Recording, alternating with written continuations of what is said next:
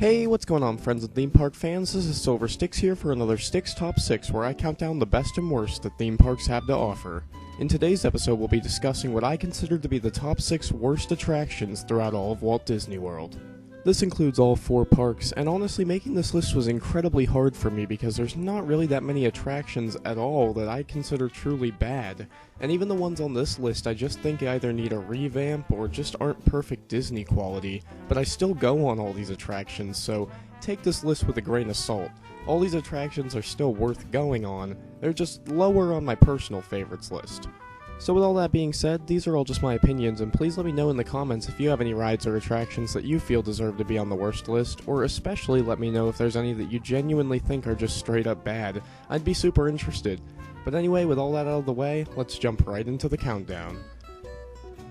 Number 6. Journey into Imagination with Figment.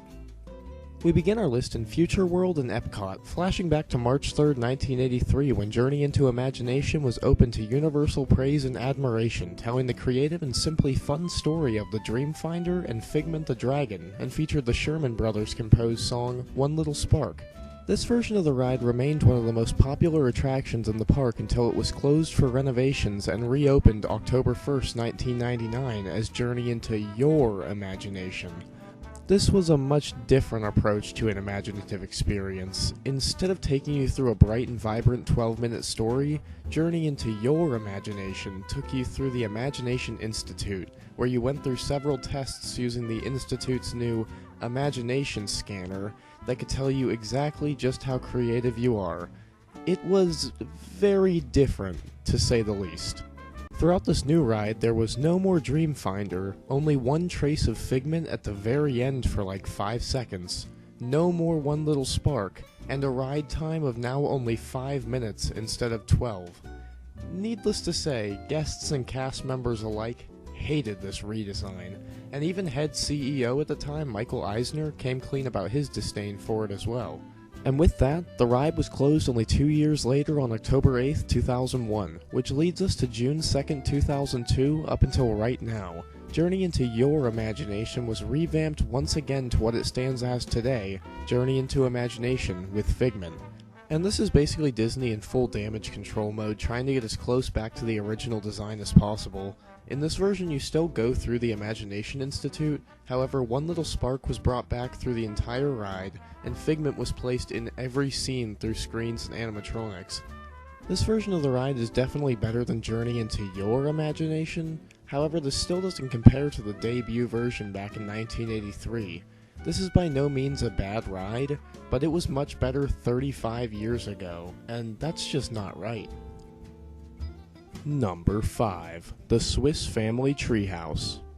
Heading over to Adventureland in the Magic Kingdom to climb onto the Swiss Family Treehouse. This attraction was opened alongside the park on October 1st, 1971, and the reason I chose this at number 5 is because this is hardly an attraction at all. Don't get me wrong, it's a cool sightseeing location with a lot of spots to look over the land, and there are plenty of secrets to find as well. However, other than simply walking in a line throughout the treehouse until you leave, there's really nothing else to this attraction. It's literally just a queue. The Swiss Family Treehouse was closed in Disneyland to make way for Tarzan's Treehouse, which isn't much better, but at least it's somewhat more relevant than the Swiss Family Robinson. Be honest, when's the last time you watched that movie? Don't lie. For me, it was probably when I was a kid, like 15 years ago. Whereas Tarzan, either the animated version or the live-action version, I can still watch anytime. I just feel that Walt Disney World's Swiss Family Treehouse either needs to be revamped as well to Tarzan's Treehouse, or just scrapped entirely to make way for something bigger and better. Number 4. Primeval Whirl. Moving over to Dino Land USA in the Animal Kingdom to take on Primeval Whirl, Walt Disney World's one and only wild mouse attraction, which if you didn't know just means it has these jerky, sporadic turns over and over and not much else. There's a few small drops on this ride, but overall it's very mild and only has a ride time of 1 minute and 30 seconds. The reason this ride takes a spot on this list is because of how off the shelf it feels. Wild mouse coasters can be found all across the globe, and the only thing this specific one has going for it is some fairly fun theming, with the clocks going round and round as you ascend the lift hill to represent you visiting the past, and of course the dinosaur and meteor props all around you.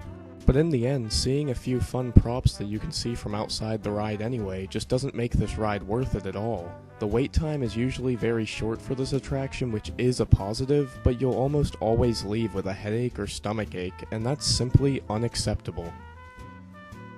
Number 3. Stitch's Great Escape. Heading into Tomorrowland and heading into another quick history lesson, on June 20th, 1995, Disney opened a one-of-a-kind experience called Extraterrestrial Alien Encounter. This attraction took guests through the Tomorrowland Interplanetary Convention Center, where we'd be testing a new technology from an alien corporation known as XS Tech. This technology is used to beam in life from other planets into a containment unit in the middle of a room. Guests would strap into seats surrounding the containment unit in a circular pattern, and as you could guess by the terror in the extraterrestrial name, things go south quickly. A giant bug-like alien monster is beamed into the tube, and with a few flashes of light in an otherwise pitch-black room, the alien escapes containment and starts to hunt the guests. Using binaural sounds on speakers inside the seats and movements on the seats themselves, it made you feel like the alien is really right next to you, breathing on you, and rubbing up against you. To finish things off, the alien is sent back into the tube and cast back to its home planet. The attraction had mixed reviews, but the negative ones were basically because the experience was too terrifying, and because of these reviews and complaints, Disney closed this attraction on October 12, 2003. However, still wanting to keep a ride like this open and to repurpose the area itself, they rebuilt the ride as Stitch's Great Escape on November 18, 2004. This ride still uses the binaural sounds and even uses some of the long-lost props from Alien Encounter. Honestly, Stitch's Great Escape is basically the same attraction as Alien Encounter, just family-friendly. Instead of feeling the alien's hot breath on your neck, you smell Stitch burp in your face. Instead of hearing screaming from guests and heartbeats surrounding you, you hear Stitch's weird guttural sounds. If you see where I'm coming from, Stitch's Great Escape is just a poor man's version of Extraterrestrial, and there's a reason the ride has been placed on permanent seasonal operation instead of year-round. In the end, I'd say personally it's worth going on at least once to check it out for yourself, but don't expect much from this one other than a few cool visuals. Number 2. Mission Space. So this is one I'm just simply disappointed in. Heading back over to Future World and Epcot, we can find Mission Space, a motion simulator attraction that takes you on what else? A trip to space. And since August 13th, 2017, there's been 2 separate ride options.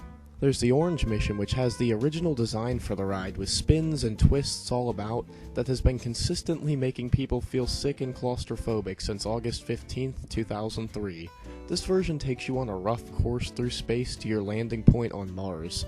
And with the new update, they added the Green Mission, which was a much calmer ride and simply took you on a trip around Earth. However, the sickness and claustrophobia are still fairly high, and I can speak from experience. Besides just feeling sick, this attraction is just a huge letdown for me, because I really like the idea of Epcot keeping educational attractions within the park. If guests can enjoy the ride and learn something as well, that's a huge accomplishment. But honestly, that entire feeling is lost when you're cooped up in this small box they throw you in for around 5.5 minutes. And inside the box, there's a bunch of levers and buttons you want to press and control your ship, but a majority of the ride just isn't interactive, so in the end, education is lost, immersion is lost, and they even keep barf bags on the ride because they know it creates problems. Other than a pretty entertaining video, if you can even stand to watch it, this ride just doesn't hold up to Disney standards at all, unfortunately. Honorable mention, Triceratops Spin. Okay, so it's probably easy to guess why Triceratops Spin earned the honorable mention spot on my list, and it's ironic because it's the same problem that Primeval Whirl has, also located in Dinoland USA in the Animal Kingdom. Both of these rides are just so beyond generic, it's unbelievable. Triceratops Spin is literally a copy of any other aerial carousel you can find, just there to take up space, except unlike similar ones found throughout Disney like Dumbo, Aladdin, and the Astro Orbiter, Triceratops Spin isn't really based on anything, it's just a Triceratops. This ride feels exactly like something you'd find at a county fair and lacks any Disney originality or substance and just feels so basic.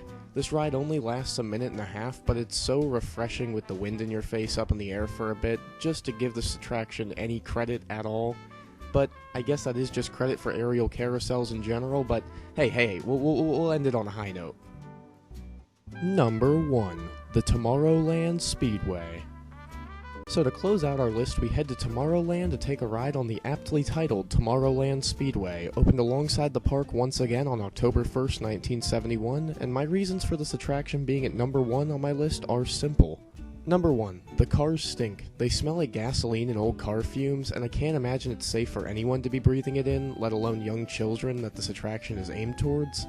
Number 2. This one sort of ties to number 1, but how is this speedway located in Tomorrowland, the land of the future, and the cars are pumping out gasoline and fumes into the air? Shouldn't they all be electric or some other even more futuristic type of fuel source?